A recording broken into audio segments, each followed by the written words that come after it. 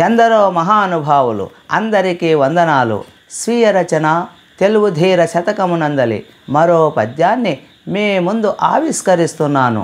ఆలకించి స్పందించవలసిందిగా నా మనవి.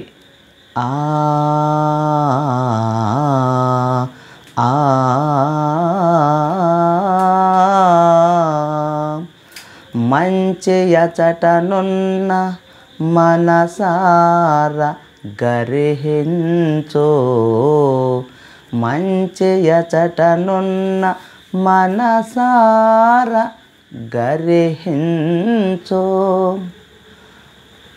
పెంచు మందరందు మంచినెప్పుడు, మంచి కొంచెమైన మార్పు కొరకు చాలు. తెలుసుకోర మేటి తెలుగు ధీరా.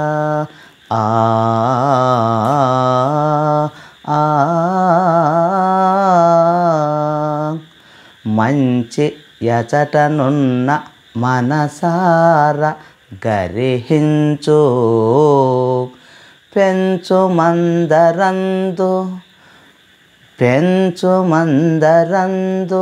మంచినెప్పుడు, మంచియే కొంచెమైన మార్పు కొరకు చాలు. మంచి కొంచెమైన మార్పు కొరకు చాలు. తెలుసుకోర మేటి తెలుగు ధీరా. మేటైన తెలుగు ధీరుడా, గొప్ప తెలుగు ఓ మానవుడా, ఈనాటి సమాజంలో మనిషి తెలుసుకోవలసిన, గ్రహించవలసిన గొప్ప విషయం ఒకటే సుమా. మంచి ఎక్కడున్నా, ఏ వైపు ఉన్నా, చివరకు శత్రువులో కూడా మంచి కనిపిస్తే మనసారా స్వీకరించేందుకు సిద్ధపడాలి సుమా. మంచితనాన్ని ఎప్పుడూ పెంచేందుకు ముందుకు రావాలి. మంచితనాన్ని 10 మంది పెంచుట కనీస కర్తవ్యం, మనిషి ధర్మం అని ప్రతి మనిషి గ్రహించాలి సుమా. మంచి ఎక్కడున్నా, మంచి ఏ వైపు మనకు అది కనిపించినా మనసారా ఆ మంచిని స్వీకరించి ఆచరించుట మానవ ధర్మం. 10గురందు మంచిని పెంచి మానవీయ కోణాన్ని చాటుకొనుట మనిషి కనీస కర్తవ్యంగా భావించవలసి ఉంటుంది.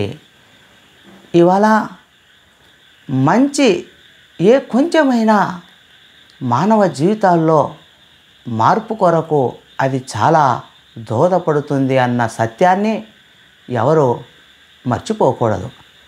మంచి ఏ కొంచెమైనా చాలు మార్పు తీసుకురావాలంటే, మార్పు తెచ్చే మంచితనం, మానవ జీవితాల్లో మార్పును కాంక్షించే ఒక గొప్ప మంచితన భావం అనేది చాలా విలువైనటువంటి మానవత గుణంగా చెప్పబడుతుంది.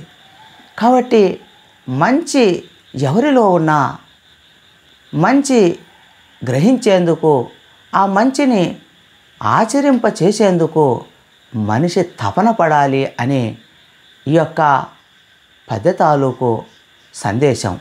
మిత్రులారా, ఈ వీడియో నచ్చినట్లయితే లైక్ చేయండి, షేర్ చేయండి, సబ్స్క్రైబ్ చేసి గంట సింబల్ నొక్కడం మర్చిపోకండి. మీ అమూల్యమైన కామెంట్ చేయగలరని విశ్వసిస్తూ ఇట్లో మీ సాహితీ మిత్రుడు, రసానంద కవి, కవిరాజా డాక్టర్ చిన్నావుల వెంకట రాజారెడ్డి, వ్యవస్థాపక అధ్యక్షులు తెలుగు కళ్ళం సాహితీ సమితి, కర్నూలు. ధన్యవాదాలు.